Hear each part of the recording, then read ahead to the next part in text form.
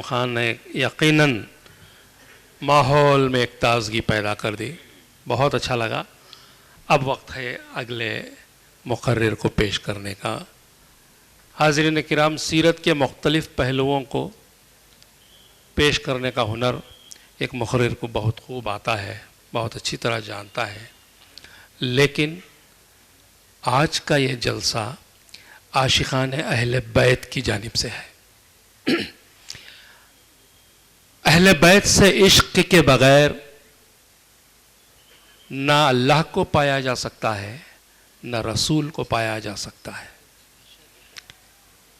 اب اگر ہم زیادہ کہنے جائیں تو ہم پر مختلف الزامات لگائے جاتے ہیں، لیکن ان الزامات سے ہمیں ڈرنے کی کوئی ضرورت نہیں، کیونکہ اہل بیت یعنی ان کے گھر والے، اللہ کے رسول صلی اللہ علیہ وسلم کے جو گھر والے ہیں، ان سے محبت کے بغیر ہمارا ایمان مکمل نہیں ہو سکتا۔ جب ان کے بغیر ہمارا ایمان مکمل نہیں تو پھر ان کی بیان، ان کی سیرت کے بیان کے بغیر بھی جلسہ مکمل نہیں ہو سکتا۔ اہل بیت کون ہیں؟ اہل بیت کیا مقام رکھتے ہیں؟ اللہ نے ان کے تعلق سے کیا کہا ہے؟ یہ کئی ایسے سوالات ہیں جو عام لوگوں کے ذہنوں میں اٹھتے ہیں، اور ایک اچھا مقرر ان سوالات کا جوابات بہت خوشی سے اور بہت خوش اسلوبی سے دے سکتا ہے۔ آج ہمارے جو دوسرے مقرر ہیں وہ ہیں شاہ جلال الدین نظامی شاہی۔ ایک بار پھر بڑے ہی ادب و احترام سے اس بات کا اشارہ دے دوں کہ آپ کے حق میں 20 منٹ کا وقت مقرر ہے۔ آپ اس 20 منٹ میں جتنا کہہ سکتے ہیں مکمل طور پر ضرور کہیے، اور اہل بیت کے موضوع پر اپنے خطاب سے نوازیے۔ جناب شاہ جلال الدین نظامی شاہی۔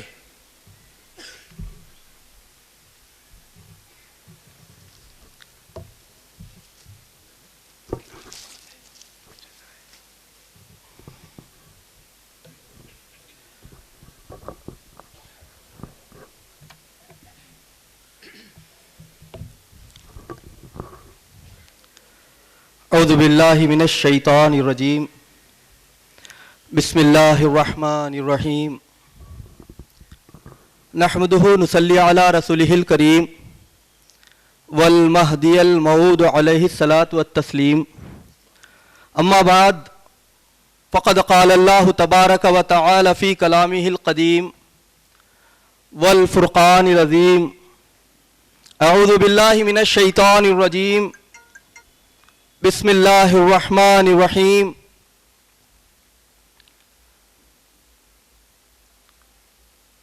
وقرنا فی بیوتکنا ولا تبرجنا تبرج الجاہلیۃ الاولی واقمنا الصلاۃ وآتینا الزکاۃ الی آخر الآیہ۔ صدق اللہ العلی العظیم۔ وقال رسول اللہ صلی اللہ علیہ وسلم کیف تہلک امۃ انا فی اولہا وعیسی ابن مریم فی آخرہا والمہدی من اہل بیتی فی وسطہا۔ صدر احترام حضرت الحاج ڈاکٹر سید سعد اللہ ہادی خنمری صاحب، فقراء کرام، دیگر مقررین اکرام، معزز سامعین و سامعات،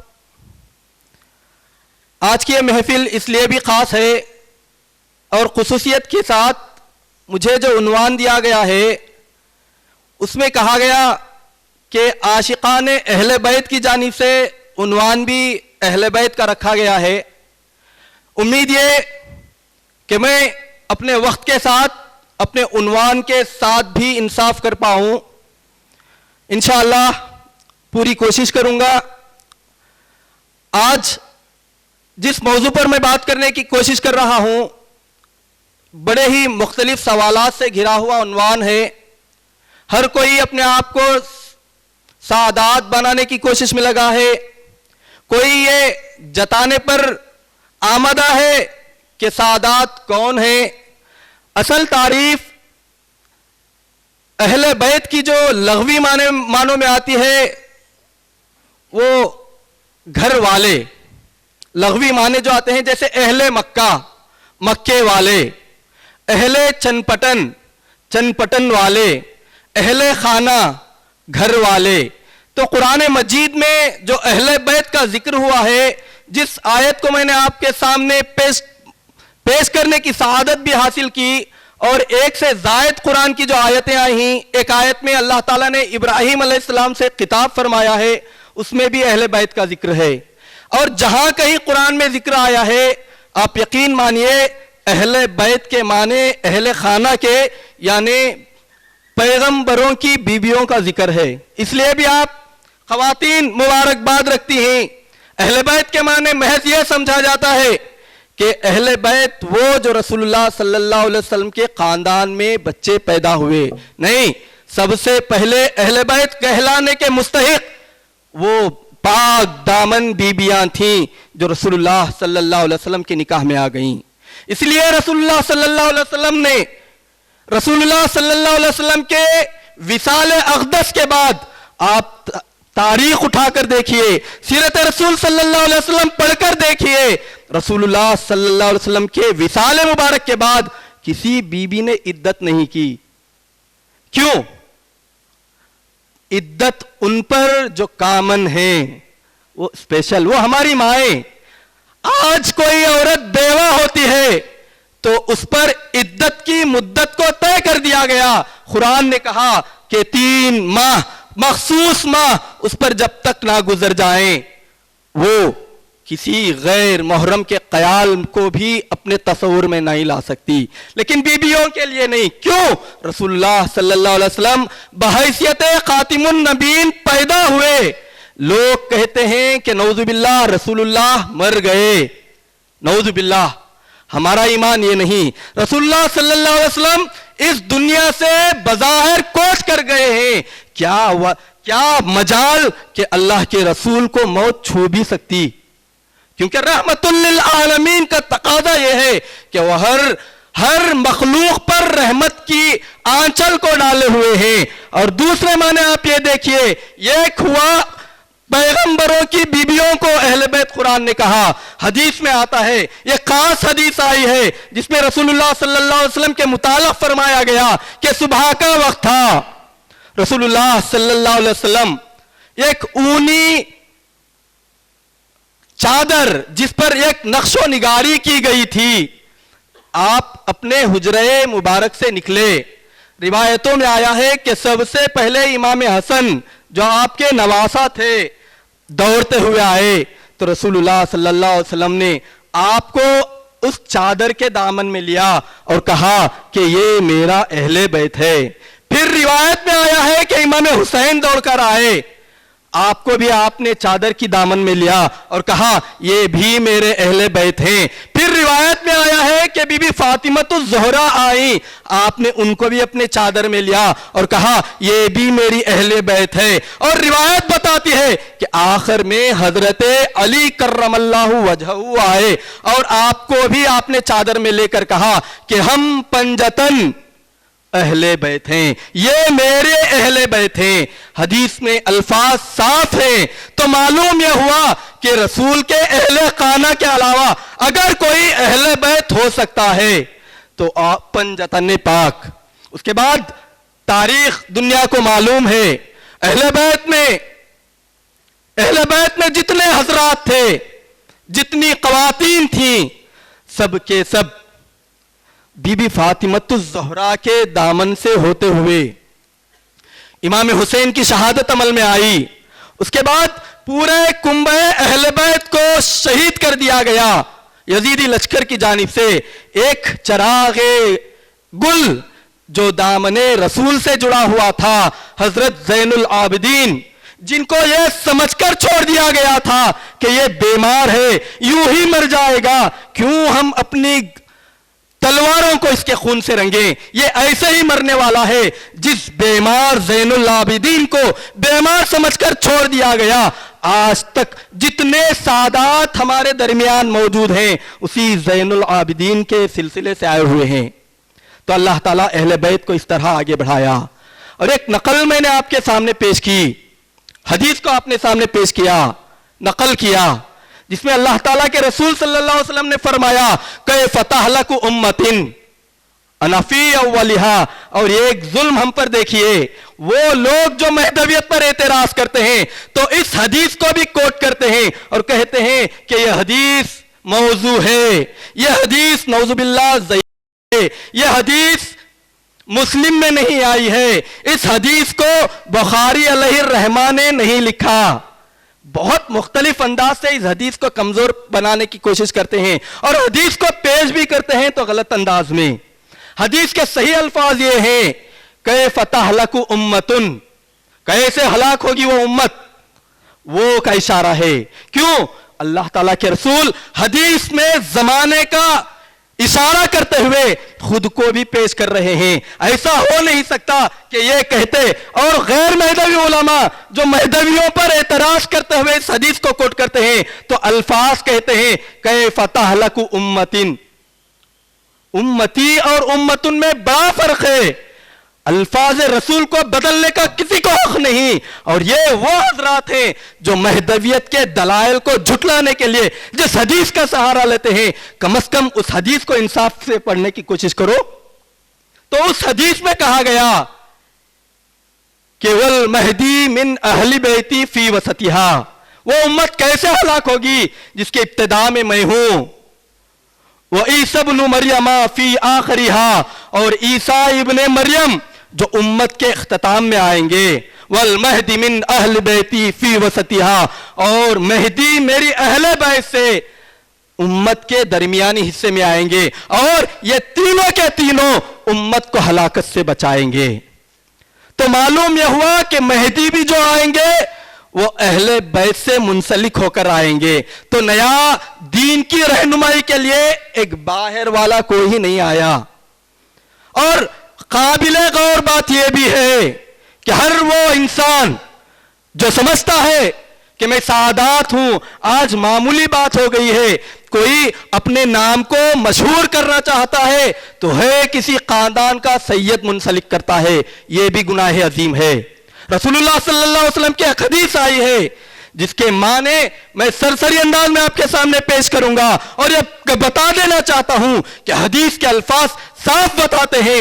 عورتوں کی مجلس ہے, عورتیں بھی موجود ہیں, میں اس کے کھلے الفاظ آپ کے سامنے رکھ نہیں سکتا. اتنا مبہم طور سے آپ کے سامنے رکھ دوں کہ رسول اللہ صلی اللہ علیہ وسلم نے فرمایا کہ برائی ہے ان لوگوں کے لیے جو اپنے نسب کو بدلنے کی کوشش کرتے ہیں. ہیں تو ہیں, سب آدم کی اولاد ہیں, اتنا تصور رکھ کر چلو.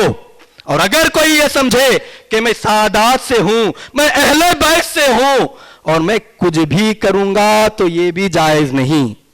کیوں؟ ایک اور بات میں بات نکل رہی ہے, ایک اور بات میں بات نکل رہی ہے. سعادات کا احترام واجب الحمدللہ, اور یہ بات قبول کرنی چاہیے کہ سعادات کے احترام کے بغیر آپ فیضان رسالت کو حاصل نہیں کر سکتے. لیکن کب؟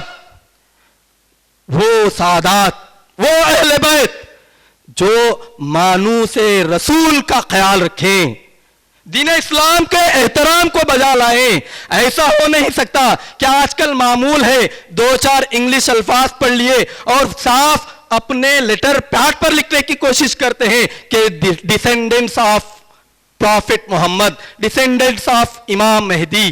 کیا یہ آپ تصور میں بھی لا سکتے ہیں؟ ہم اگر جیسے سعادات ہیں تو کیا مجھ جیسا نالائق یہ تصور میں بھی لا سکتا ہے کہ میں رسول اللہ صلی اللہ علیہ وسلم سے منسلک ہوں؟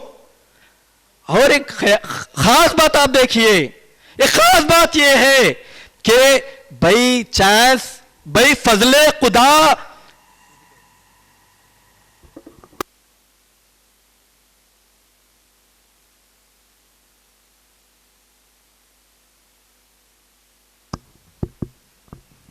تو بے فضل خدا سید ہونا اور جتا لینا علیحدہ علیحدہ باتیں ہیں.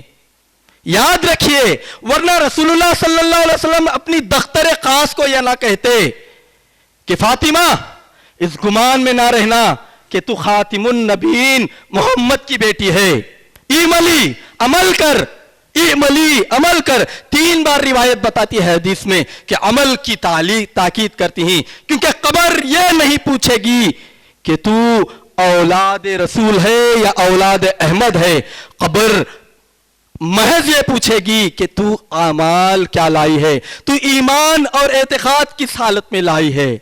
تو معلوم یہ ہوا جتانے سے کوئی سعادت بھی نہیں ہوتا. ہاں اگر سعادات میں ہم آئے ہیں، اچھے خاندانوں میں بھی ہم پیدا ہو رہے ہیں، تو ہم کو یہ سعادت اللہ نے بخشی ہے، اور ہم کو کوشش اس بات کی کرنی چاہیے کہ ہم اس سانچے میں برابر اترنے کی کوشش کریں، بجائے اس کے کہ ہم اتراتے پھریں. قرآن میں جس آیت کو میں نے آپ کے سامنے پڑھنے کی کوشش کی، اللہ تعالیٰ کے رسول صلی اللہ علیہ وسلم سے خطاب ہے. قرآن میں اللہ تعالیٰ فرما رہا ہے، کیا فرما رہا ہے؟ وقرنا. آپ صلی اللہ علیہ وسلم اپنے گھر والوں سے کہہ دیجئے، اشارہ بیویوں کی طرف، اور اعلان ہمارے لیے ہوتا ہے. بیویوں کی طرف اشارہ صلی اللہ علیہ وسلم کو اللہ تعالیٰ نے فرمایا، آپ کہہ دیجئے بیویوں سے وقرنا فی بیوتکنا، اپنے گھروں میں ٹکی رہیں، ولا تبرجنا، اور یہ سج دھج کر پھرامت کریں، تبرج الجاہلیت الاولی، اس طرح کے جیسے قدیم زمانے جاہلیت میں لوگ بن سور کر پھرتے تھے. پھر قرآن میں آگے الفاظ اللہ تعالیٰ فرماتا ہے کہ اللہ کی اطاعت، نمازوں کو قائم کرو، زکاتوں کو دیا کرو، اللہ اور اس کے رسول کی اتباع کرو. اور اللہ تعالیٰ اس کے بعد کے جملے میں جو اللہ تعالیٰ نے اشارہ دیا ہے وہ آپ غور کیجئے گا. اللہ یہ چاہتا ہے کہ تم ایسے اعمال کرو کہ اللہ تعالیٰ تمہیں پاک اور مطہر کر دے. اور اللہ چاہتا ہے کہ اہل بیت کو اللہ پاک دامنی کے ساتھ دیکھے. تو معلوم یہ ہوا اہل بیت کا بہت اونچا مقام ہے. اور کون اہل بیت؟ اہل بیت میں نے کہا اہل خانہ پیغمبراں. اب ایک بات دیکھیے، نوح علیہ السلام کو قرآن میں اللہ تعالیٰ نے تنبیہ کی ہے، قرآن میں تنبیہ کی ہے. جبکہ کشتی غرق ہو رہی تھی، کشتی نوح غرق ہو رہی تھی، نوح اللہ سے دعا کر رہے ہیں کہ ربنا، اے میرے اللہ، ایسا طوفان وبا فرما کہ یہ کافر بھی باقی نہ رہے، کفر کا شیبہ بھی باقی نہ رہے. اور اللہ دیکھ رہا ہے کہ نوح کے بیٹے خود کفر میں جکڑے ہوئے ہیں، ڈوب رہے ہیں، نوح بچانے کی کوشش میں لگے ہیں. جب بیٹا غرق ہونے لگا تو مفسرین کہتے ہیں کہ بعض مفسرین کہتے ہیں کہ یہ دعا بیٹا غرق ہونے کے بعد ہوئی. تو پیغمبر نوح نے کہا اے اللہ یہ میری اہل بیت ہے، اس کو بچا لے. تو کہا گیا کہ نوح تیری اہل بیت وہ ہیں جو تیرے راستے پر ہیں. تو معلوم یہ ہوا کہ محض خاندان میں پیدا ہونے سے کوئی اہل بیت نہیں بنتے. کیوں؟ اہل بیت بننے کے لیے راستہ اختیار کرنا پڑتا ہے، ان کسوٹیوں پر اترنا پڑتا ہے. ورنہ رسول اللہ صلی اللہ علیہ وسلم یہ نہ کہتے کہ ایک روایت میں حضرت سلمان فارسی کو بھی آپ نے پیار سے کہا ہے کہ یہ بھی میرا اہل بیت ہے. حالانکہ مفسرین اور محدثین کہتے ہیں کہ سلمان فارسی کو محض محبت کی بنیاد پر کہا گیا. مفسرین اس کے ترجمے میں لکھ دیے ہیں، لیکن حقیقت یہ ہے کہ تعلق اگر گاڑا ہو، عقیدے کے ساتھ ہو، بنیاد ایمان پر ہو، تو ہم تمام اہل بیت، اگر اہل بیت میں بھی اگر میں ہوں اور راستے رسول پر نہیں ہوں تو میرے اہل بیت ہونا بیکار، اور اللہ تعالیٰ برابر انصاف کے ساتھ کام کرے گا. تو معلوم یہ ہوا کہ خواتین کا بڑا مقام ہے. ان کو چاہیے کہ اگر سعادات گھرانے میں ہیں تو اپنی آبرو، اپنی ناموس اور اپنے خاندان کا، اپنے خون کا خیال رکھیں. اور اگر مرد حضرات یہ اپنے نام کے ساتھ سید اور فلاں فلاں لکھتے ہیں، تو ہم کو نام لکھنے سے پہلے کوشش اس بات کی کرنی چاہیے کہ ہم اس سانچے میں پورا اتریں۔ ہمارے پاس طریقہ دیکھیے، مہدی موعود علیہ السلام نے کبھی اپنے فرزند کو سید محمود کے نام سے نہیں پکارا، آپ نے کہا بھائی محمود، اور مہدی موعود نے خود کو کیا کہا؟ بندہ۔ بندے کے معنی عربی زبان اٹھا کر دیکھو، بندے کے معنی غلام کے آتے ہیں۔ ہمارے پاس کیا ہے؟ المفتقر اللہ، یعنی اللہ کی راہ میں فقیری لیا ہوا۔ فقراء مرشدین لکھتے ہیں، خود کا نام لکھیں تو فقیر فلاں بن فلاں، لیکن ہم عقیدت کے ساتھ ان کو جو کچھ لکھیں سو لکھیں، لیکن اپنی کسر نفسی کا حال یہ ہے کہ ہماری حقیقت یہ ہے کہ ہم اپنی نفی کرتے جائیں۔ چند وجوہات کی بنا پر وقت اور کم کیا گیا، میں اپنے وقت کو اور کم کرتے ہوئے انشاءاللہ ہمارے درمیان اور صدر صاحب بھی موجود ہیں، ایک اور فقیر مقرر صاحب بھی موجود ہیں، میں بس ان چند باتوں کے ساتھ اللہ سے دعا گو ہوں کہ اللہ ہمیں تو نے اس امت خاصہ میں پیدا کیا، اے اللہ رسول اللہ صلی اللہ علیہ وسلم کی رحمت کے آنچل میں ہمیں رکھ دے، اے اللہ اہل بیت کا واسطہ جن کے واسطے سے ہم یہ سمجھتے ہیں کہ جب کبھی اہل بیت کا واسطہ دیا جائے تو دعائیں رد نہیں ہوتی، اے اللہ اہل بیت کا واسطہ ہماری دعاؤں میں اثر لا، ہمیں صحیح مسلمان اور مہدوی بنا دے۔ بس اتنی دعا کے ساتھ میں اپنی جگہ لیتا ہوں، وما علینا الا البلاغ، وآخر الدعوانا ان الحمدللہ رب العالمین۔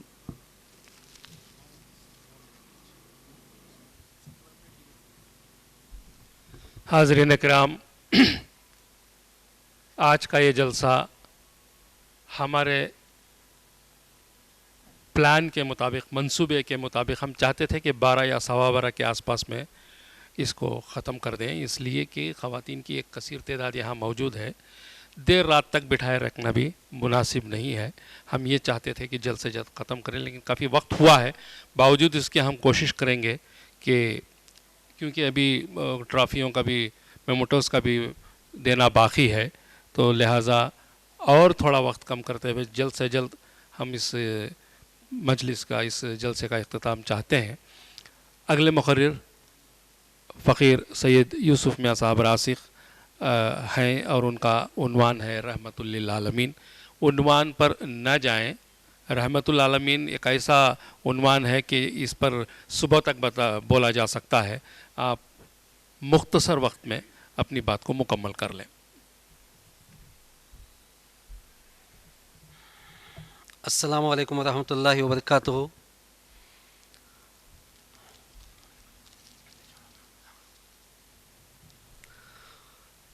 نحمدہ ونصلی علی رسولہ الکریم والمہدی الموعود علیہ الصلاۃ والتسلیم، اما بعد فقد قال اللہ تبارک و تعالی فی القرآن المجید والفرقان الحمید، فاعوذ باللہ من الشیطان الرجیم، بسم اللہ الرحمن الرحیم، وما ارسلناک الا رحمۃ للعالمین۔ صدر ذی احترام، مقررین اکرام، سامعین اکرام، پردہ نشین خواتین اور پیارے بچوں، آج کا یہ 1500 سالہ میلاد النبی خاتم النبیین صلی اللہ علیہ وسلم جو منایا جا رہا ہے، یہ اللہ تبارک و تعالیٰ کا بے حد شکر و احسان ہے، اور حضرات خاتمین علیہم السلام کا صدقہ و طفیل ہے کہ جس نے ہمیں جلسہ منانے کی توفیق عطا فرمائی۔ آج کا اس فقیر کو عنوان دیا گیا ہے رحمت للعالمین۔ رحمت للعالمین ایک ایسا لقب ہے جس کو اللہ تبارک و تعالیٰ نے 1,24,000 یا 1,80,000 انبیاء علیہم السلام میں سب سے جو پسند کیا وہ مخصوص ہمارے آخری نبی حضرت محمد مصطفیٰ صلی اللہ علیہ وسلم کے لیے یہ لقب چنا اور یہ فرمایا وما ارسلناک الا رحمۃ للعالمین۔ آپ تاریخ اٹھا کر دیکھیے، جتنے بھی دنیا میں انبیاء علیہم السلام مبعوث ہوئے ان سب کے لیے الگ الگ ایک ایک لقب ہے، ایک ایک خطاب ہے، لیکن حضور کو ہی کیوں رحمت للعالمین بول کر یہ فرمایا گیا؟ اس لیے کہ جتنے بھی انبیاء علیہم السلام دنیا میں تشریف فرما ہوئے اور آپ کی امتوں نے جنہوں نے قبول کیا ان کے لیے تو نہیں کہا جا سکتا، لیکن آپ کی امتوں میں آپ کی قوموں نے آپ کی نبوت کا انکار کرتے رہے، اللہ کی وحدانیت کا انکار کیا، کئی انبیاء کو تو شہید کر دیا، کئی نبیوں کو ستایا گیا، تو وہ انبیاء علیہم السلام اللہ پر سونپ دیتے تھے اور یہ فرماتے تھے، عرض کرتے تھے اے اللہ اس قوم کا تو ہی حافظ ہے، اس لیے کہ ہم نے تیری وحدانیت کو دنیا کے سامنے پیش کیا، لیکن یہ قومیں ایسی ہیں کہ تیری وحدانیت کو قبول کرنے کے لیے تیار نہیں، اور یہاں تک کہ ہمارا مذاق اڑاتی ہے، اور حد درجہ بات یہ ہے کہ ہم کو قتل کرنے پر بھی تیار ہو جاتی ہے۔ اس لیے اے اللہ اس قوم کو ہم تیرے حوالے کرتے ہیں، اے اللہ تو ان کے ساتھ جو سلوک کرے وہ صحیح ہے۔ تو پھر اللہ تبارک و تعالیٰ جو ہے ان پر جو قومیں اللہ کی وحدانیت کا ان نبیوں کا انکار کرتی تھی ان پر طرح طرح کے عذاب، طرح طرح کے قہر نازل کرتا تھا اور قومیں وہ تباہ ہو جاتی تھی۔ یہ سلسلہ چلتا رہا، لیکن جب ہمارے نبی خاتم النبیین صلی اللہ علیہ وسلم دنیا میں تشریف فرما ہوئے تو دیکھا کہ تمام انبیاء علیہم السلام میں جو ہے امتیں صرف سینکڑوں میں ہیں، کسی نبی کا ایک بھی امتی ہے، کسی نبی کے 100 افراد امتی ہیں، کسی کے 150 ہیں، کسی کے 1000 ہیں۔ اور نبی کریم صلی اللہ علیہ وسلم نے دیکھا کہ اللہ کے پیغام کو کس طریقے سے دنیا تک پہنچایا جا سکتا ہے، تو پھر اللہ نے بھی دیکھا کہ یہ میرا آخری نبی ہے، اس پر نبوت ختم ہے، قیامت تک اس کے بعد کوئی نبی آنے والا نہیں ہے، تو اب اس پیغام کو، نبوت کو، رسالت کو، وحدانیت کو قیامت تک باقی رکھنا ہے، تو کیسا نبی چاہیے؟ امتوں کو لے کر چلنے والا چاہیے۔ تو اسی لیے اللہ تبارک و تعالیٰ نے حضور صلی اللہ علیہ وسلم کو جب دنیا میں مبعوث فرمایا تو فرما دیا کہ اے محمد صلی اللہ علیہ وسلم آپ ان انبیاء کی طرح نہیں جو تھوڑا ستانے پر، تھوڑا ظلم کرنے پر ان قوموں کو میری طرف سونپ دیتے تھے اور کہتے تھے کہ اے اللہ تو ہی ان کو سنبھال، اب امت کو، اس قوموں کو ہم سے سنبھالا نہیں جا سکتا، لیکن اے محمد صلی اللہ علیہ وسلم اللہ کے دین کو قیامت تک باقی رکھنا ہے، تو آپ کو رحمت بن کر دنیا میں مبعوث ہونا ہے، آپ کو رحمت بن کر اسلام کی تعلیمات کو پیش کرنا ہے۔ تو اللہ تبارک و تعالیٰ نے یہ لیبل لگا دیا وَمَا أَرْسَلْنَاكَ إِلَّا رَحْمَةً لِلْعَالَمِينَ، اے محمد صلی اللہ علیہ وسلم ہم نے آپ کو تمام عالمین کے لیے رحمت بنا کر بھیجا ہے۔ اور ہم اب تک یہ سمجھتے آتے تھے کہ رحمت للعالمین کا مطلب یہ ہے کہ صرف آپ صلی اللہ علیہ وسلم کو جو دشمن ستایا کرتے تھے ان کے لیے آپ دعائیں کرتے تھے، اسی لیے بھی آپ رحمت للعالمین ہیں، بلکہ نہیں، اگر صرف دشمنوں کے لیے آپ رحمت ہیں تو آپ کو اللہ تبارک و تعالیٰ رحمت للعالمین نہ فرماتا، بلکہ فرماتا آپ رحمت عالم ہیں، ایک عالم کے لیے آپ رحمت ہیں، لیکن نہیں، اللہ تعالیٰ فرما رہا ہے रहमतुल लिल आलमीन, यानी तमाम आलमों के लिए रहमत। तमाम आलम मतलब पूरी कायनात में अल्लाह तबारक व तआला ने 18,000 मखलूक़ात पैदा फरमाए हैं, 18,000 आलम पैदा फरमाए हैं। तो हुजूर नबी करीम सल्लल्लाहु अलैहि वसल्लम एक आलम के लिए नहीं बल्कि 18,000 आलमों के लिए आप रहमत बनकर आए। लेबल लग जाना अलग बात है, लेकिन उसको निभाना अलग बात है। उसको निभाना बहुत बड़ी बात है। आप सल्लल्लाहु अलैहि वसल्लम की जिंदगी को किसने नहीं पढ़ा? सबने पढ़ा है। हुजूर सल्लल्लाहु अलैहि वसल्लम 40 साल के बाद में अपनी नबूवत का ऐलान फरमाया कि मैं अल्लाह की तरफ से नबी बनकर आया हूं। उसके बाद आपने कलमा शहादत पढ़ाया कि पढ़ो ला इलाहा इल्लल्लाह मुहम्मदुर रसूलुल्लाह, और फरमाया कि पढ़ो अशहदु अल्ला इलाहा इल्लल्लाहु वहदहु ला शरीका लहू व अशहदु अन्ना मुहम्मदन अब्दुहु व रसूलुहु। ये कलमा कब पढ़वाया आपने? 40 साल के बाद, जब आपको अल्लाह का हुक्म हुआ कि आप अपनी नबूवत का ऐलान करो। लेकिन उन 40 साल पहले आप सल्लल्लाहु अलैहि वसल्लम ने अपने अखलाक का कलमा पढ़ाया। सबसे पहले अपनी सदाकत का कलमा पढ़ाया। लोगों के दिलों में ये बात बिठाई कि मैं जो 40 साल के बाद आप पर नबूवत का ऐलान करने वाला हूं, सबसे पहले आप मेरी सदाकत को पहचानिए, मेरे अखलाक को पहचानिए। तमाम अहले मक्का के दिलों के अंदर हुजूर सल्लल्लाहु अलैहि वसल्लम ने अखलाक की मोहर बिठा दी, सच्चाई के दामन को थामने का तरीका बतला दिया। 40 साल तक लोगों ने देखा कि हुजूर सल्लल्लाहु अलैहि वसल्लम ने कभी भी मजाक में भी झूठ बात नहीं की।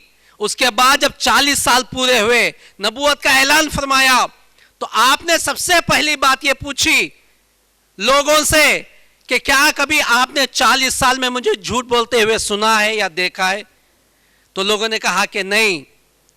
तो आज मैं ये दावा पेश कर रहा हूं कि ये मेरी सदाकत का ऐलान है कि मैं नबी हूं और अल्लाह एक है। अल्लाह की वहदानियत और मेरी रिसालत को तस्लीम करो। तो सबसे पहले आपने अखलाक का कलमा पढ़ाया, फिर उसके बाद में वहदानियत का, फिर रिसालत का कलमा पढ़ाया। तो लोगों के जोक दर जोक, शौक के साथ, मोहब्बत के साथ आकर इस्लाम को कबूल करना, ये क्या है? आपकी रहमत है। आपने हमेशा दुश्मनों के साथ अच्छा सलूक किया। अबू जहल जो सारी जिंदगी हुजूर नबी करीम सल्लल्लाहु अलैहि वसल्लम से नफरत करता था, हमेशा एक नया तरीका हुजूर सल्लल्लाहु अलैहि वसल्लम को सुमा नऊज़ु मिन ज़ालिक मारने का तरीका अख्तियार करता था। एक मर्तबा का वाक़िया है, उसने बहुत सारे प्लान किए कि हुजूर सल्लल्लाहु अलैहि वसल्लम को किसी तरह दुनिया से रुखसत कर दिया जाए। तो उसने एक बड़ा सा गड्ढा खोदा। गड्ढा खोदने के बाद उस पर घास फूस वगैरह बिछा दिया और अपने साथियों से कहा कि जाओ हुजूर से कहो कि अबू जहल बीमार हो गया है, क्योंकि वह रहमतुल लिल आलमीन है तो काफिर, है तो दुश्मन, लेकिन उसको इतना ईमान है कि हुजूर रहमतुल लिल आलमीन है, ये भी यकीन है। बोले कि जब वो मेरी बीमारी का सुनेंगे तो वो दौड़ते हुए आएंगे, और जब दौड़ते हुए आएंगे तो ये जो गड्ढे पर घास फूस रखी है उस पर कदम रखेंगे और गड्ढे में गिर जाएंगे। यह उसका मंशा था और उसने साथी को बेच दिया और घर के सामने जो उसने गड्ढा खोदा था और वो खाट पे लेट गया बीमारी का बहाना करके, और देखा कि हुजूर सल्लल्लाहु अलैहि वसल्लम तशरीफ ला रहे हैं, तो समझ गया कि अब वो नजदीक आ रहे हैं। तो आंखें थोड़ी थोड़ी खोल के देख रहा था कि अब हुजूर नजदीक आएंगे और कदम जाएगा गड्ढे में और खुद गिर जाएंगे। तो ये देख ही रहा था, हुजूर सल्लल्लाहु अलैहि वसल्लम गड्ढे से करीब आ गए, एक कदम रखना बाकी था। अल्लाह तबारक व तआला जानता था कि मेरा नबी रहमत है, तो जिब्राइल इस्लाम को भेजा, फरमाया जिब्राइल कह दो कि आगे गड्ढा है, ये अबू जहल की साजिश है आपको गड्ढे में गिराने की, आप फौरन वापस पलट जाइए। तो अबू जहल देख रहा था कि हुजूर सल्लल्लाहु अलैहि वसल्लम अब एक कदम आगे बढ़ाएंगे, लेकिन जिब्राइल इस्लाम के कहने पर आप वापस पलट जाते हैं। तो घबराहट में अबू जहल देखता है कि मेरे साजिश फेल हो गई, दौड़ता हुआ जाता है حضور کو بلانے کے لیے اور فوراً وہی گڑھے میں گر جاتا ہے.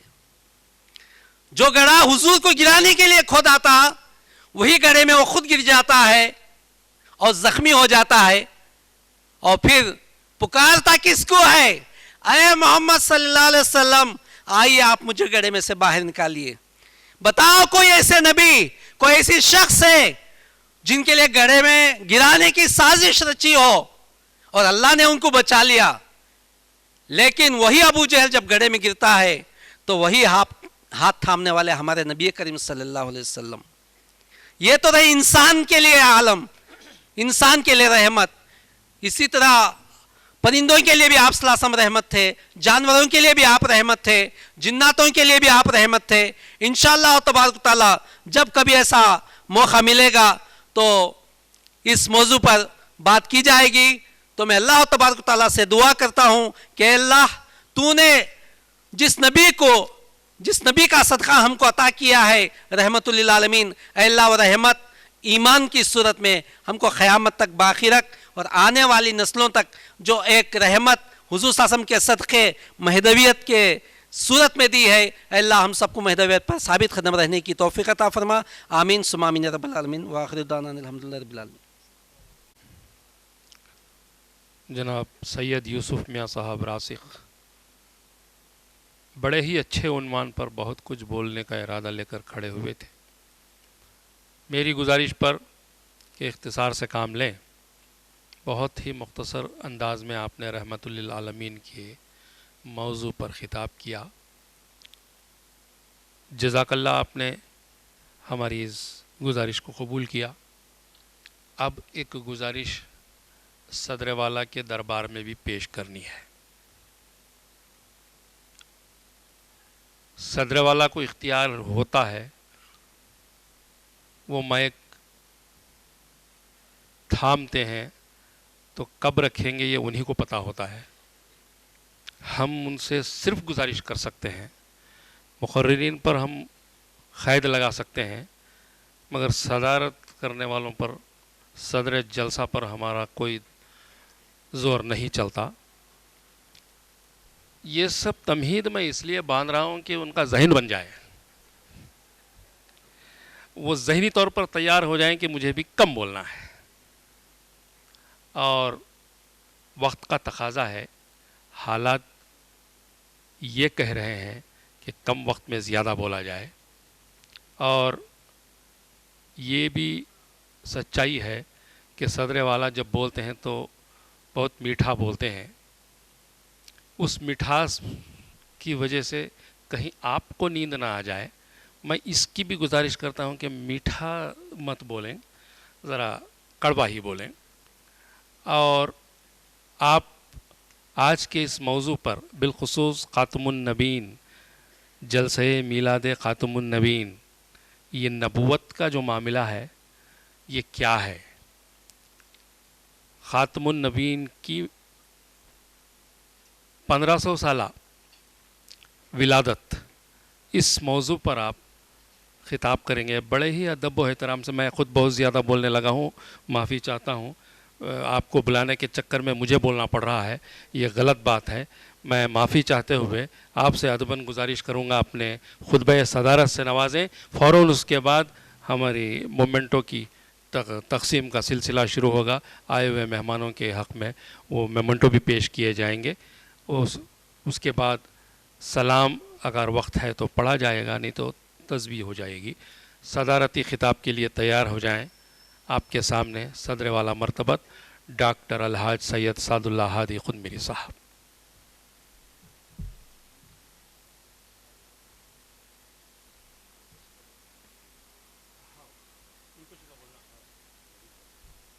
ٹھہریے, اگر گلپوشی ہی کرنی ہے تو رک جائیے. حاضرین, یہ تفسیر کی خواتین کی گروپ, یہ ان کی میجارٹی ہے اور ہمیشہ عورتوں کی چلتی ہے, یہاں بھی ان کی ہی چلنی ہے. وہاں سے ایک حکم آیا ہے کہ ہمارے صدر والا کی گلپوشی کر دی جائے. گلپوشی تو ہم نے پہلے کی ہے, اب بہتر یہ ہے کہ ان کا میمنٹو ہی ان کو دے دیا جائے, ان کا ہار ہی ان کو پہنا دیا جائے تاکہ لگے کہ وہ صدر والا ہے.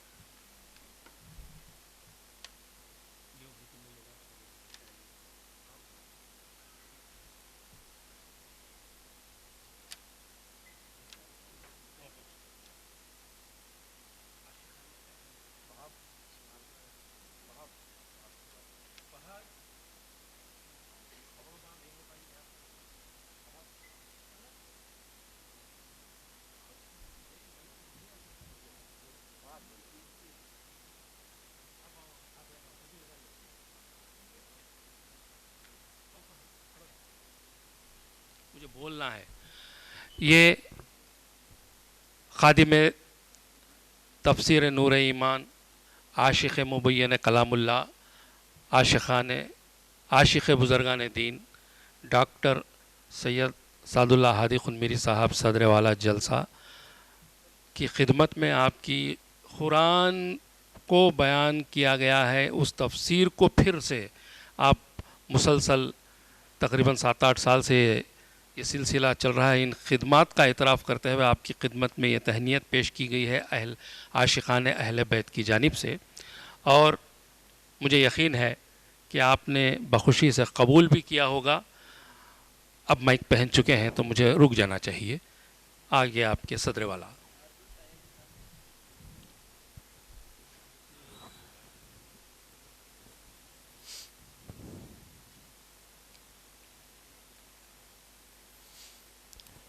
نحمدہ و نصلی علی رسولہ الکریم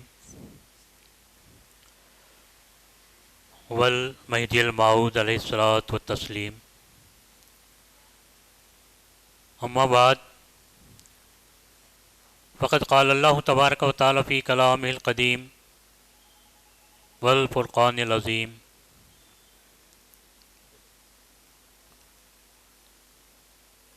اطیعوا اللہ و اطیعوا الرسول.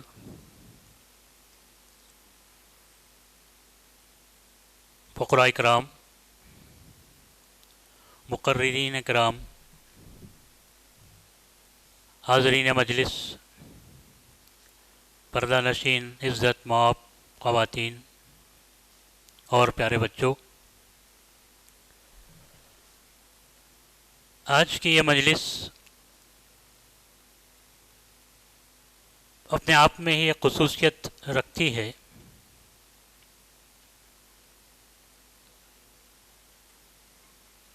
کیونکہ خاتم النبیین صلی اللہ علیہ وسلم کی شان اقدس میں اس مجلس کا انعقاد ہوا. بالخصوص 1500 سالہ جشن عید میلاد النبی کے موقع پر ایسی مجلس کا انعقاد ہونا یہ ہمارے لیے خوش نصیبی ہے. جنہوں نے بھی اس مجلس میں شرکت فرما ہے، اپنے اپنے انداز سے، اپنے اپنے طور طریقے سے جنہوں نے بھی اس مجلس کا حصہ بننے کی کوشش کیے ہیں، بندے کا کامل یقین ہے کہ آج وہ یہاں سے فیضیاب ہو کر ہی لوٹیں گے.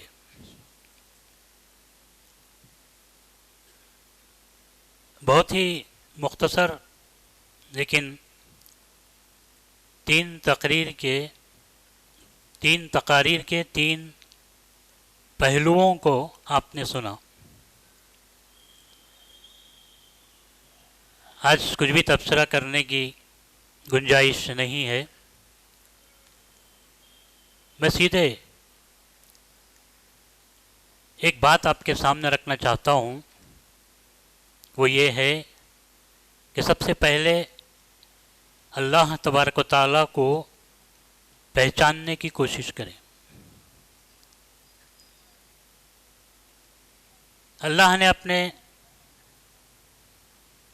وحدانیت کے لیے، اپنی شناخت کے لیے کئی معجزات پیش کیے ہیں، ہمارے سامنے موجود ہیں.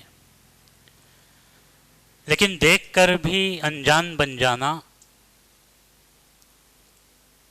سن کر بھی انسنی کر دینا، یہ ان نادانوں کی بات ہے. جب آپ غور کریں گے، یہ ایک گائے کا بچھڑا جو ابھی ابھی اس دنیا میں آیا ہے، لڑکھڑاتا ہوا زمین پر اپنے قدم رکھنے کی کوشش کرتا ہے، لیکن جیسے ہی اس نے 4 پیر اس زمین پر اس نے گاڑنا شروع کر دیتا ہے، اس کا پہلا رخ ہوتا ہے ماں کی تھنوں کے پاس وہ دوڑ کر چلا جاتا ہے. لیکن کبھی کسی نے غور نہیں کیے کہ اس کی غذا ماں کے پاس اس جگہ میں ہی ہے. یہ کس نے سکھایا؟ بچہ انسان کا بچہ ہے. جب اس کو کوئی تکلیف ہوتی ہے تو وہ بے ساختہ روتا ہے. میں پوچھتا ہوں یہ رونا کس نے سکھایا؟ اس کو کس نے سکھایا کہ تو زمانے کو بتا دے کہ تو تکلیف میں ہے؟ اس کو کس نے سکھایا تو بتا دے کہ تجھے کچھ ضرورت بھی ہے؟ اور جب اس کی ضرورت پوری اللہ کرا دیتا ہے، ضرورت پوری اس کی ہو جاتی ہے، تو آپ دیکھتے ہیں کہ بچہ مسکراتا ہے. آپ دیکھتے ہیں کہ اس کے لبوں پہ تبسم آ جاتی ہے. وہ کیا کہہ رہا ہے تو بے زبان، لیکن اپنی راحت کا، اپنے سکون کا وہ اعلان کر رہا ہے مسکراہٹ کے ذریعے. تو یہ کس نے سکھایا اس کو کہ تو اپنی خوشی کا اعلان کر دے؟ یہ سب اللہ تبارک و تعالی کا عظیم کارنامہ ہے. ایسے کئی مثالیں ہیں، لیکن ان چند باتوں کو آپ غور و فکر کریں، پھر دیکھیں کہ آپ کا ایمان اللہ پر کتنا مضبوط ہو جاتا ہے. اللہ نے کئی پیغمبر کو بھیجا، کئی کتابوں کو نازل کیا، صحیفے بھیجے، سب کچھ اللہ نے سکھایا. آدم علیہ السلام کو تو اللہ نے سب کچھ سکھا دیا جو وہ جانتے بھی نہیں تھے. اللہ نے ان کو سکھایا. تو جب ہم کو سب چیز معلوم ہو گئی، دنیا کیا ہے، آسمان کیا ہے، قرآن آ گیا، کتاب ہے، سب معلوم ہو گیا، تو پھر یہ نبوت کیا ہے؟ کیا ہمارے لیے اللہ کافی نہیں ہے؟ کیا ہمارے لیے قرآن شریف کافی نہیں ہے؟ اس کو سمجھانے کے لیے میں ایک دو تین مثالیں آپ کے سامنے رکھتا ہوں. سب سے پہلی چیز، ہر انسان کو اللہ تبارک و تعالی نے اعضائے رئیسہ کے ساتھ ایک معدہ بھی دیا، جس کو پیٹ کہتے ہیں. لیکن وہ معدہ محتاج ہے غذا کا. اللہ نے جسم دیا، تن دیا، کیا کافی نہیں ہے؟ لیکن جسم، تن، لباس اور پوشاک کا محتاج ہے. کپڑے اتر جائیں گے تو وہ انسان نہیں، جانور کہلاتا ہے. بیماری ہے، اس کے لیے علاج کی ضرورت پڑتی ہے. بیماری علاج کی محتاج ہوتی ہے، اور علاج کے لیے صرف دوا کام نہیں کرتی. علاج کے لیے دوا کے ساتھ دعا کی بھی ضرورت ہوتی ہے. دل کے لیے دھڑکن ہونا ضروری ہے. وہ دل ہی کیا جس میں کوئی دھڑکن نہ ہو. اب دھڑکن سے مجھے ایک بات یاد آ رہی ہے. دھڑکن دل جب آواز کرتا ہے تو تین طرح سے اس کا تعارف کراتے ہیں. سب سے پہلا سائنس دل کی آواز کو یوں تعارف کراتا ہے یا کراتی ہے लब डब। साइंस की नज़र में, साइंस की तहकीक में दिल का जो मूवमेंट है उसको क्या कहता है? साइंस क्या कहती है?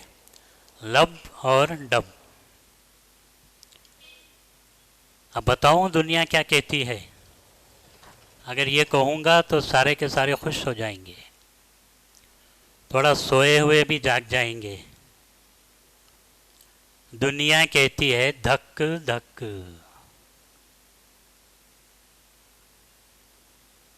अब आया दीन। दीन क्या कहता है? जब वो सब अपने अपने एतबार से कह रहे हैं तो दीन कहता है मुझे भी तो उसकी आवाज़, उसके मूवमेंट का मुझे भी तो कुछ तारुफ करना चाहिए।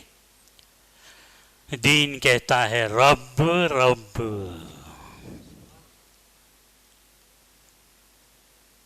रब रे और बे। रे से तो बेशक रब्बुल आलमीन ही है, और बे, ये बे क्या है? एक बात कहकर फिर मैं बे पे आता हूँ। बे का जो एक नुक्ता है, हज़रत अली करमल्लाहु वजहू फरमाते हैं कि उस एक नुक्ते पर अगर मैं बयान करूं, तफसीर बयान करूं, तो रात से लेकर सुबह हो जाएगी एक नुक्ते पर। तो बे सिखाता है हमको, ए इंसान तू बंदा बन जा, रब की इताअत कर और बंदा बन जा। बंदा बनने के बाद करना क्या है? बंदे के बाद नबूवत के जरिए अल्लाह के सिफात को पहचानने की कोशिश कर। तो नबूवत के हम सारे के सारे मोहताज हैं। दुनिया है, इंसान है, दीन है, सब कुछ है, कुरान है, लेकिन बगैर नबूवत के मैं तो कहता हूं पूरे का पूरा दीन बेकार है, हम बेकार हैं। जब नबूवत का ये आलम है तो विलायत क्या कहती है? विलायत कहती है नबूवत तूने तेरा काम कर दिया, तूने अल्लाह की शनाख्त बता दी, तूने इन सब को जवान कर दिया। विलायत कहती है कब तक तुम सीखते सीखते सिखाते रहोगे? अब देखने दिखाने का मामला आ गया है। अब तुम देखने की कोशिश करो। याद रखो, देखता कौन है? जो जवान है वही देखने की कोशिश करता है, जो मासूम है वही देखने की कोशिश करता है। और हमारे ईमान और अकीदे को जवान रखना यही हमारा अव्वलीन फ़र्ज़ है। हज़रत रसूल खुदा मोहम्मद मुस्तफ़ा सल्लल्लाहु अलैहि वसल्लम ऐसी मासूम मनिल क़ता पुरनूर हस्ती हैं कि जब दुनिया में आपने सबसे पहला कदम रखा तो याद रखें वो ज़मीन मुत्तहर भी हो गई, मुअत्तर भी हो गई। कदम मुबारक हुजूर सल्लल्लाहु अलैहि वसल्लम का पहला कदम, लेकिन ज़मीन मुतहर हो गई। इसका सबूत क्या है? कैसे मुतहर हो गई? अल्लाह कहता है सारे के सारे उम्मती खुश नसीब हैं, इसलिए कि पहले के सारे उम्मतियों पर तयम्मुम नहीं था। हुजूर सल्लल्लाहु अलैहि वसल्लम के कदम मुबारक से ज़मीन मुतहर हो गई। अब तुम पानी भी नहीं मिला, ज़मीन पाक है, तुम तयम्मुम कर लो, मैं तुम्हारी इबादत को भी कबूल कर लूँगा। हुजूर सल्लल्लाहु अलैहि वसल्लम सबसे पहला जुमला जो आप निकाले हैं वो हमारे लिए एक दर्स है, क़यामत तक के लिए एक दर्स है। आप सल्लल्लाहु अलैहि वसल्लम ने पहली सांस ली तो उसमें अल्लाह का जिक्र था। ता हयात आप सांस लेते रहे। याद रखें, हर सांस में आप सल्लल्लाहु अलैहि वसल्लम अल्लाह को याद करते थे। और जब आखिरी वक्त आया, अल्लाह की तरफ से बुलावा आ गया, आपने आखिरी सांस ली, बंदे का ईमान है हुजूर सल्लल्लाहु अलैहि वसल्लम ने आखिरी सांस भी अल्लाह के नाम से ही आपने ली है। इसका सबूत क्या है? हर बात का कुछ ना कुछ एक सबूत होना चाहिए, वरना फिर ऐसी लफ्ज़ी नहीं चलेगी। हुजूर सल्लल्लाहु अलैहि वसल्लम खुद फरमाते हैं, वो सांस मुर्दार है जो अल्लाह के जिक्र के बगैर निकल जाए। तो हुजूर सल्लल्लाहु अलैहि वसल्लम जैसी हस्ती कोई बात अपने ज़बान मुबारक से कहती है, हम सबको ये यकीन हो जाना चाहिए कि वो अमल करने के बाद ही वो अल्फाज मुबारक यहाँ से निकलते हैं। और इसीलिए कुरान भी कहता है, फ़ज़्कुरुल्लाह ज़िक्रन कसीरा, अल्लाह का जिक्र कसरत के साथ किया करो। और उसी अल्लाह के फरमान को लेकर हज़रत इमाम मोहम्मद महदी मऊद अलैहिस्सलाम अपने फर्जंद अर्जुमन हज़रत बंदगी मीरां सैयद महमूद सानी महदी रज़ी अल्लाहु अन्हु जब कसब की इजाज़त आप तलब करते हैं, इजाज़त देना था कसब की, क्या प्यारा जुमला आप इस्तेमाल करते हैं। आप फरमाते हैं, हर जा के बाशेद बयाद खुदा बाशेद, तुम जहाँ कहीं भी रहो खुदा की याद में रहो। ये भी कुरान की आयत के तहत ही है, और ये भी हज़रत रसूल खुदा मोहम्मद मुस्तफ़ा सल्लल्लाहु अलैहि वसल्लम के अमल मुबारक से ही है। लेकिन तुम यकीन, ईमान, मोहब्बत, अक़ीदत के एतबार से अगर तुम सुनने और समझने की कोशिश करोगे, नामुमकिन बात भी तुमको समझ में आ जाएगी। और अगर तुम एतराज़ की नज़र से बात करते हो, देखते हो, तो याद रखो छोटी से छोटी चीज़ भी तुमको बिल्कुल समझ में नहीं आएगी। आज मुसलमान एतराज़ करना जानता है, कबूलियत का दर्जा हमारे पास कम होता जा रहा है। हमारा शेवा बन चुका है कि हम एतराज़ करने पर तुले रहेंगे, ये नहीं देखेंगे हमारा कि ज़मीर क्या है। हम अपना तज़किया हरगिज़ नहीं करेंगे, लेकिन ज़रूर दूसरों पर उंगलियां उठाएंगे और उनको नसीहत करने का हम शेवा बना चुके हैं। नतीजा क्या होता है? नतीजा यही हो रहा है कि हम मुसलमान पीछे चले आए हैं, और जो एक दो बातों पर अमल कर रहे हैं वो हमसे आगे निकल चुके हैं। कौन एक दो हैं जो आगे निकल चुके हैं? अब बताओ कौन है? ये गैर मुस्लिम हैं। इनके पास दो बहुत अच्छे काम हैं। पहला ये, मान रहे हैं नाहक को, यकीन रखते हैं बातिल पर, हक की तरफ मुड़कर भी नहीं देखते, बातिल में डूबना पसंद करेंगे लेकिन हक की तरफ देखना भी पसंद नहीं करेंगे।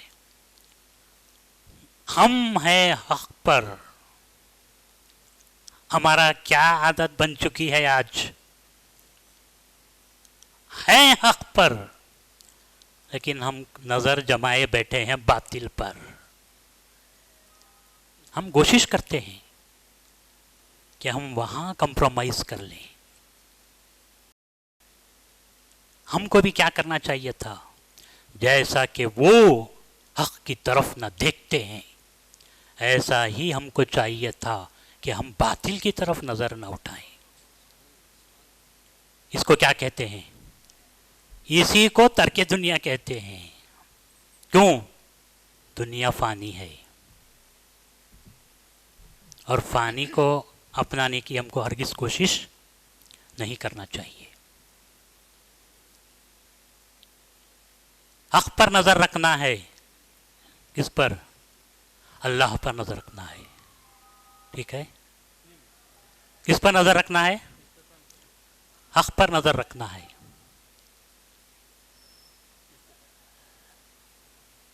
تو چند باتیں اور بھی تھی جو میں بتانا چاہ رہا تھا، لیکن حالات کے اعتبار سے میں آج اپنی اس گفتگو کو یہیں پہ ختم کرتا ہوں، اس ایک میسیج کے ساتھ کہ ہم قانون کو ہاتھ میں نہ لیں، ہم شریعت کو ہاتھ میں لے لیں، قانون کی خلاف ورزی نہ کریں اور شریعت کی بھی خلاف ورزی نہ کریں۔ قانون کی خلاف ورزی کریں گے تو تم کو سزا آج مل جائے گی، سزاوار ہو جاؤ گے، لیکن شریعت کی خلاف ورزی کرو گے، یاد رکھو دوزخی ہو جاؤ گے۔ روح رسول صلی اللہ علیہ وسلم، اس کو ہم ٹھیس پہنچا دیں گے۔ تو میں اللہ سے دعا کرتا ہوں کہ باری تعالیٰ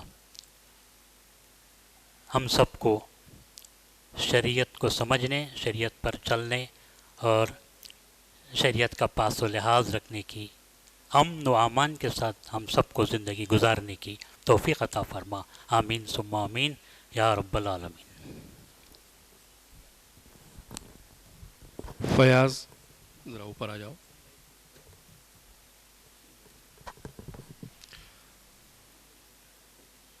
ایسا پہلی بار ہوا ہوگا کہ کسی صدر نے اپنے خطاب کو مختصر وقت میں سمیٹ لیا ہوگا۔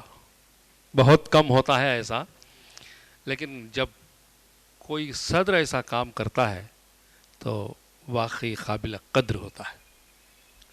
وقت کی نزاکت کو سمجھتے ہوئے آپ نے اپنے بہترین خطاب سے نوازا۔ میں دیکھ رہا تھا، سن رہا تھا، موضوع اتنا اچھا تھا کہ آپ اور بھی اگر کچھ بتاتے تو سننے کا وقت بھی اچھا تھا، مگر ماحول میں آپ کو زیادہ نہیں بتا سکتا، رات دیر ہو گئی ہے۔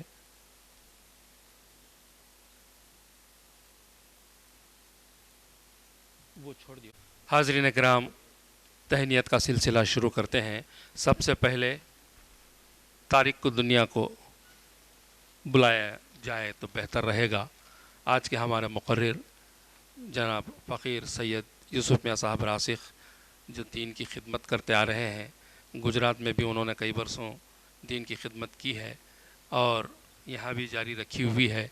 آپ کی خدمت میں، آپ کے اعتراف میں یہ میمنٹو عاشقان اہل بیت کی جانب سے صدر والا کے ہاتھوں آپ کو دیا جائے گا، آپ قبول فرمائیں۔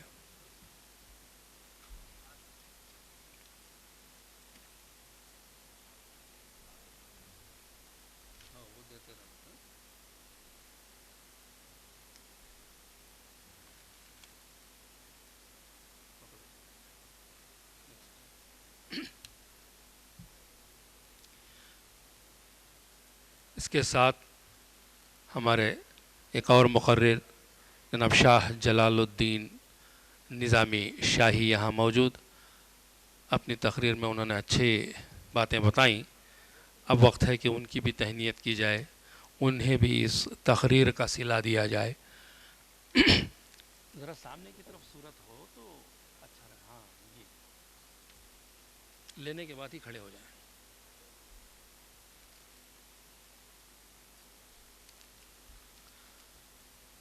ایک اور مقرر جو آج کے جلسے کے سید نصرت مہدی تشریف لائی، آپ کی بھی دینی خدمات بہت ہیں، بہت ساری معلومات اکٹھا کرتے ہیں، دینی معاملات میں ہمیشہ آگے رہنے والے سید نصرت مہدی کی خدمت میں یہ تہنیت صدر والا کے ہاتھوں۔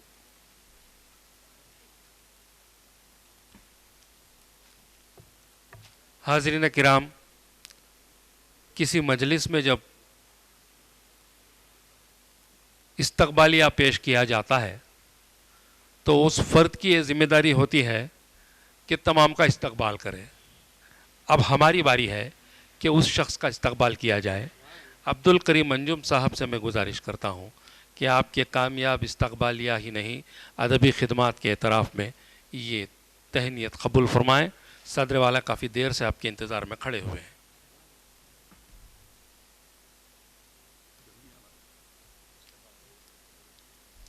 نعت خوانی کوئی معمولی بات نہیں ہے، نعت خوانی ایک عظیم فریضہ ہے۔ بارگاہ رسالت مآب میں یا بارگاہ امام ہمام میں یہ ہمارے آج کے نعت خواں کے خدمت میں بھی یہ تہنیت پیش کی ہے۔ سب سے پہلے ممتاز علی خان سے میں گزارش کرتا ہوں۔ ممتاز علی خان پہلی بار اس مجلس میں آئے ہیں اور مجھے امید ہے کہ ہر بار آتے رہیں گے۔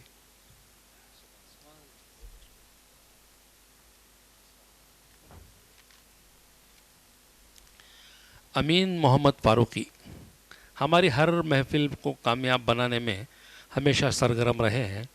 ہمیشہ جب بھی دعوت دی جاتی ہے نعت گوئی کے لیے تشریف لے آتے ہیں۔ اب تہنیت کے لیے بلایا جا رہا ہے، تشریف لے آئیں امین محمد فاروقی۔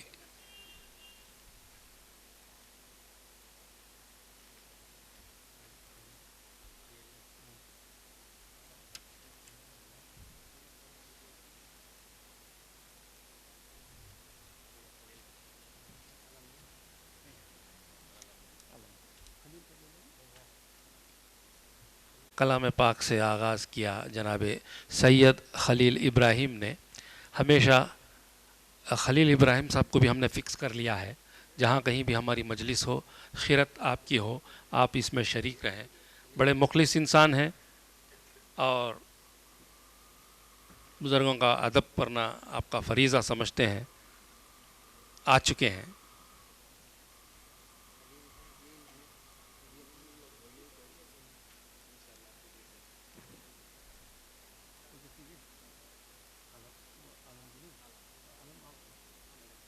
ایک اور نعت خواں عالم خان یہاں موجود ہیں، بہت پیاری آواز کے مالک ہیں، خوش لہن۔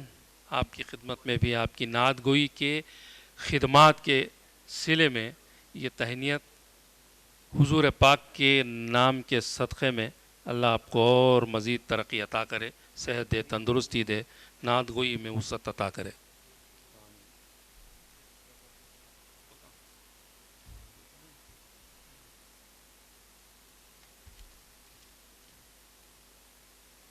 ایک دو احباب ہیں جن کو صدر والا نے تہنیت کے لیے پسند کیا، ارادہ کیا، اور وہ دونوں احباب کافی دور بیٹھے ہوئے ہاتھ باندھے ہوئے تماشا دیکھنے کی کوشش کر رہے ہیں، بچنے والے نہیں ہیں۔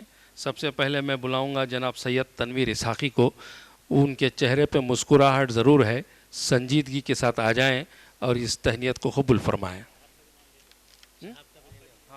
اور اس کے ساتھ ہی ان کے جوڑی دار سید شہاب خودمیری، آپ سے بھی گزارش ہے آئیے۔ آپ تمام تفسیر قرآن کے آغاز سے جڑے ہوئے ہیں، صدر والا سے اور محفلوں سے، تفسیر کی مجلسوں سے۔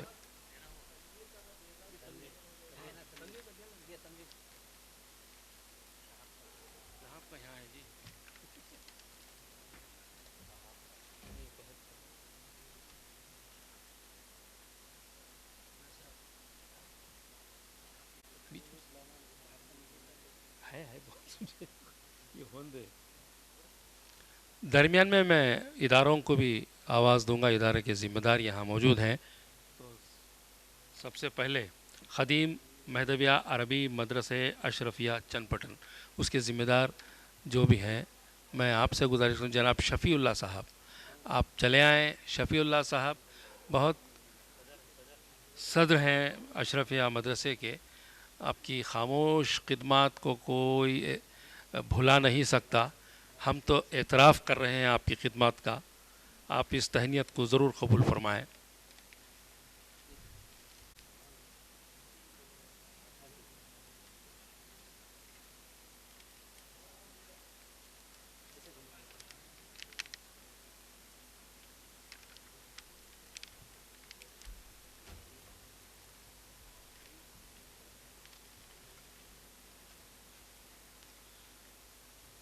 حاضرین، صحافت میں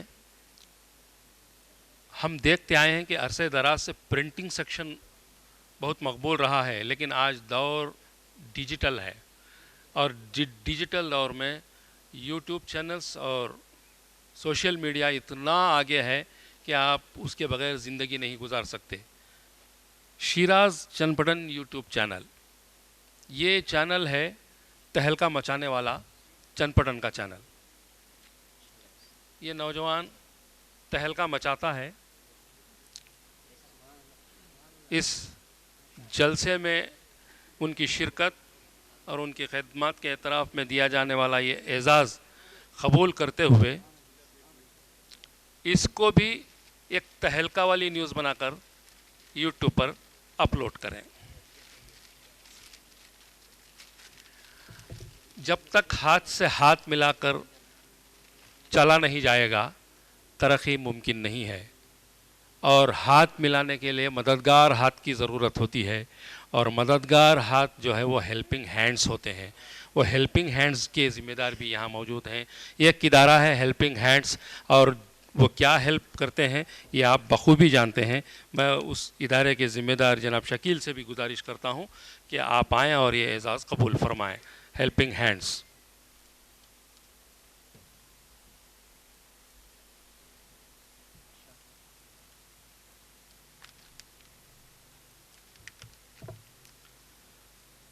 جناب صاحب خان عرف بابو.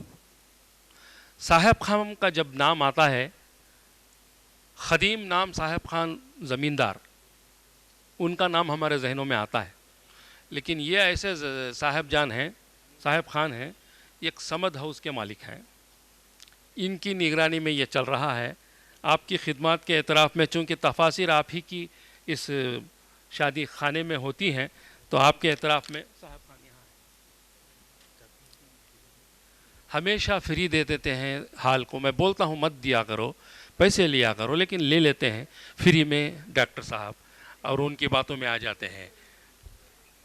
صاحب خان صاحب اب یہ بیچارے اتنے بھولے بھالے ہیں کہ پیسے کے بغیر دے دیتے ہیں. جب ہم آ کر پوچھیں گے تو کہیں گے کہ 35 دے دو. یہ ہوتا ہے.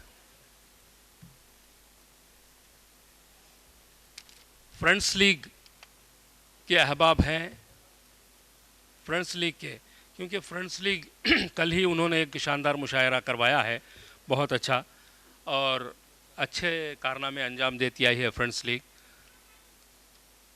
ان کے اعتراف میں ان کی طرف سے یہ ذمہ داری قبول کریں گے ذوالفقار احمد صاحب. ذوالفقار سے میں گزارش کروں گا کہ یہ فرینڈس لیگ کی ٹرافی ہے، فرینڈس لیگ تک پہنچا دیں، اپنے گھر کو نہ لے جائیں.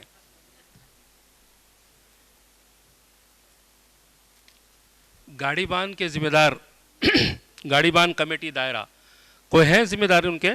گاڑی بان نہیں ہے.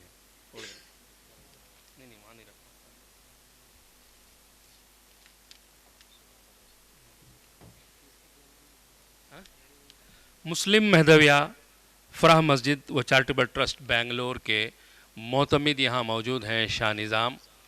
اور بڑی خوشی کی بات ہے، بہت کم محفلوں میں آتے ہیں، اس خوف سے کہ وہ نظر بہت آ جاتے ہیں، وہ کہیں جاتے نہیں ہیں، لیکن ہماری محفل میں آئے ہیں. کمال کی بات یہ ہے کہ بہت خوشی کے ساتھ آئے ہیں. یہ 1500 سالہ جشن کے سلسلے میں دیا جانے والا اعزاز ہے، یہ آپ کے لیے قابل مبارکباد ہے.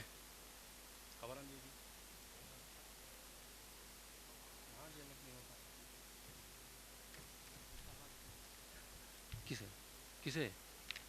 لفافہ ہمیشہ شاہ نظام دیتے آئے ہیں، ہم لفافہ ان کو نہیں دیتے.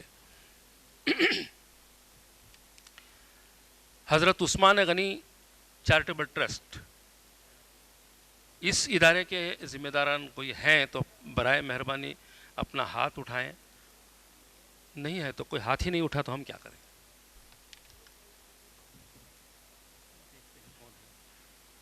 ٹائیگر ٹیم کے کوئی ہیں؟ ٹائیگر کرکٹرز ٹائیگر ٹیم کے نہیں ہیں. کوئی بات. مسلم انجمن مہدویہ، مسلم انجمن مہدویہ چند پٹن کے ذمہ دار اگر کوئی ہیں تو آ جائیں.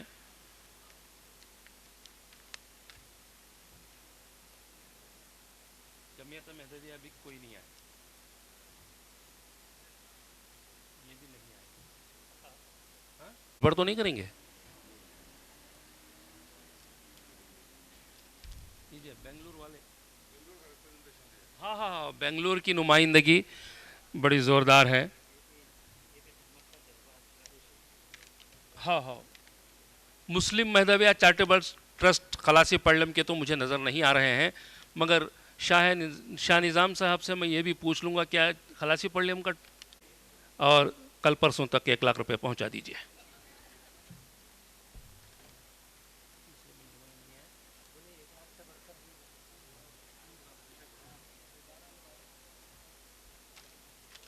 مہدویہ جلوس کمیٹی چند پٹن ایک فرد ہے جو اپنے نام سے بھی لے لیتا ہے اور کمیٹی کے نام سے بھی لے لیتا ہے.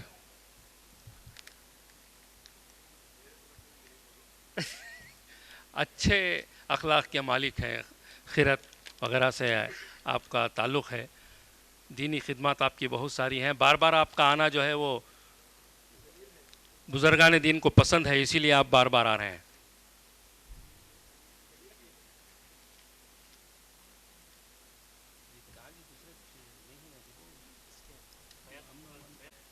شیخ فیاض، یہ بھی وہی روایت دیکھ لیے.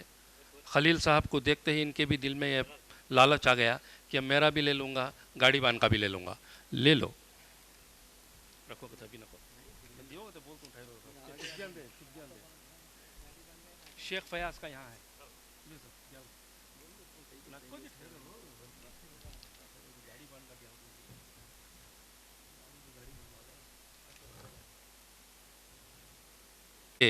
ایک آدمی آتا ہے، اپنا بھی لے لیتا ہے، ادارے کا بھی لے لیتا ہے. اب ادارے کو دیتا ہے نہیں دیتا ہے وہ جانے، اللہ جانے. لیکن ایک اور نوجوان ہے، وہ بھی یہی کام کرنے جا رہا ہے. اور اس نوجوان نے آج تحریک صدارت پیش کی. سید فہد یاسر قنمیری، ان سے گزارش ہے وہ آئیں. وہ دیتے بھی ہیں لیتے بھی ہیں، وہ سب آپ کے لیے ہے.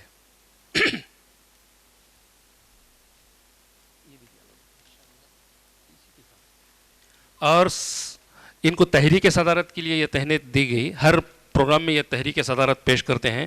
ہادی میاں فاؤنڈیشن کے اہم ستون ہیں، کھمبے، بہت اہم ستون. کسے؟ اچھا آپ لے لیجئے، ان سے لے لیجئے واپس. ان کا ہو گیا نا. ہادی میاں فاؤنڈیشن کا خواتین ونگ الدین شاہی اب پیش کریں گے میرا نام. وہ جو بہت دیر سے بول رہے ہیں، بار بار بول رہے ہیں، سب کے لیے بول رہے ہیں، میں ان کے لیے کچھ نہ بولوں یہ وہ ناراض ہو جائیں گے. اور وہ بھی یہی کام کر رہے ہیں. کل بھی ایک نظامت کیے، مشاعرے کی، ہادی بھیا کی صدارت میں ہی کیے، اور وہاں بھی اعزاز سے نوازے گئے، اعزاز کے لیے اعلانات بھی کیے. یہاں بھی وہ وہی کام کر رہے ہیں، نظامت بھی کیے اور اس کے اعزاز کو بھی حاصل کر رہے ہیں. میں ان کے لیے دعا گو ہوں کہ اللہ تعالیٰ ان کو زندگی میں جتنے بھی اعزازات حاصل ہوں، اللہ تعالیٰ اس میں اور ترقی عطا فرمائے.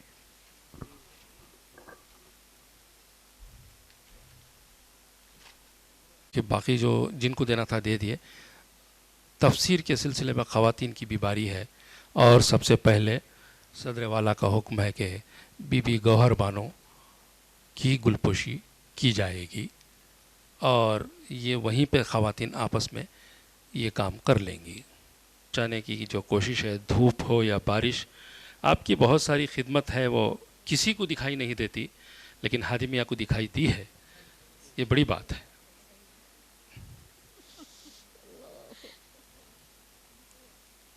معاشرت کی جانب سے میں بذات خود آپ تمام کی خدمت میں حاضر ہوتا ہوا سب سے پہلے اللہ تبارک و تعالیٰ کا شکر ادا کرتا ہوں کہ اس نے ہمیں 1500 سالہ جشن منانے کی توفیق بخشی۔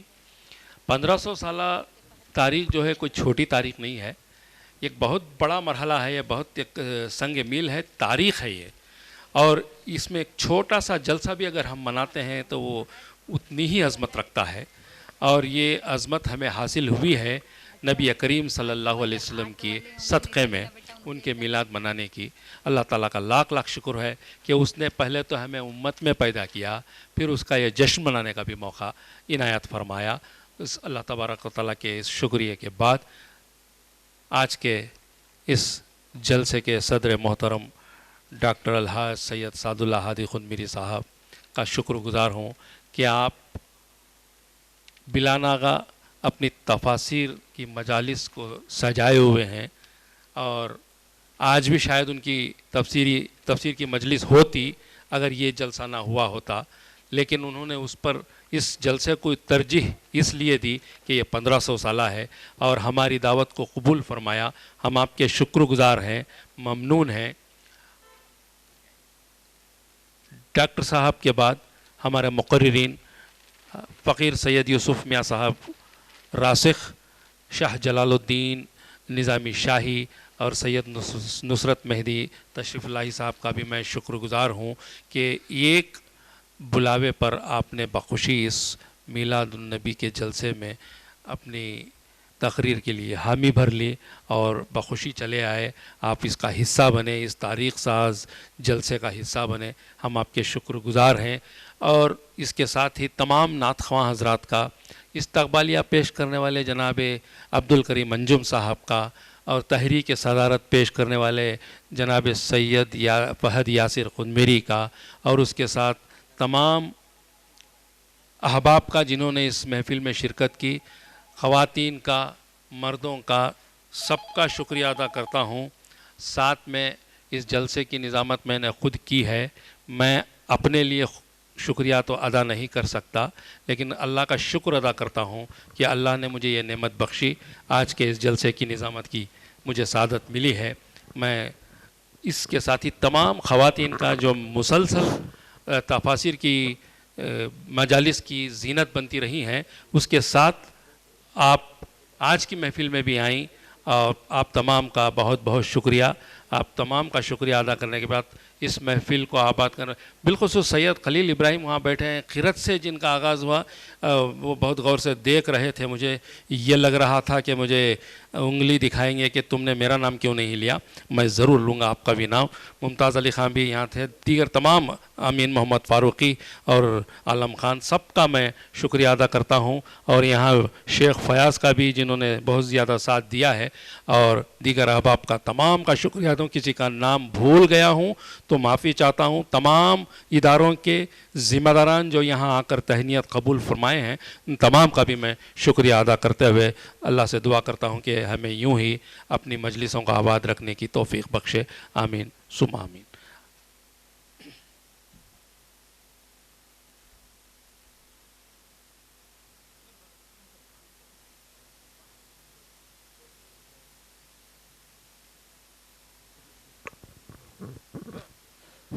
حاضرین اکرام، دو تین احباب شاید رہ گئے۔ سب سے پہلے ابرار اور ان کے جو ساتھی ہیں، ان کو میں مسلسل 3 دن سے میں دیکھ رہا ہوں۔ یہ 3 دن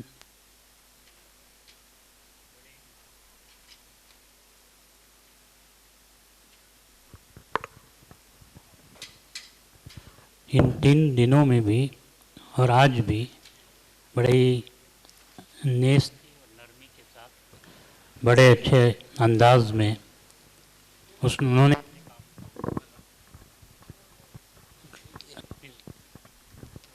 اپنی ذمہ داری کو انہوں نے نبھایا، تو میں ان کا بھی تہہ دل سے شکریہ ادا کرتا ہوں۔ اور जनाब साहिब खान उर्फ बाबू, उनका भी मैं तहे दिल से शुक्रगुजार हूँ। और इसके बावजूद अगर कोई छूट गए हैं तब भी एक छूट जाते हैं। एक तो हैं हफीज़ चाय बनाने वाले, फिर उसके बाद सबकी बोलती बंद करने वाले जनाब ब्रादरम शाह सुहेल निज़ामी साहब। इन्होंने भी इन 2 दिनों में मैंने देखा, और ख़ास तौर से इस जलसे के लिए, इस जलसे को हरकत में इन्होंने खुद लाया है, और ये उसी का एक नतीजा है। और पूरी जिम्मेदारी के साथ, ऐसा नहीं, बहुत से हैं जो ज़बान से तो कह देते हैं लेकिन वक्त आने पर पीछे हट जाते हैं, और ये बंदा अपनी ज़बान की लाज रखा है। और जो बंदा अपनी ज़बान की लाज रखता है, मेरा फ़र्ज़ बनता है कि मैं उसका तहे दिल से, फाउंडेशन की तरफ से, हाज़रीन मजलिस की तरफ से मैं शुक्रिया अदा करूं। और जिन जिन का नाम अगर कुछ एक आध छूट भी गया है तो भी मुकर्रर आप सबका शुक्रिया। शीरनी तक़सीम होगी, बराए मेहरबानी उसको ज़रूर फैज़ के तौर पर लेकर जाएं। अब इसके बाद तस्बीह होगी।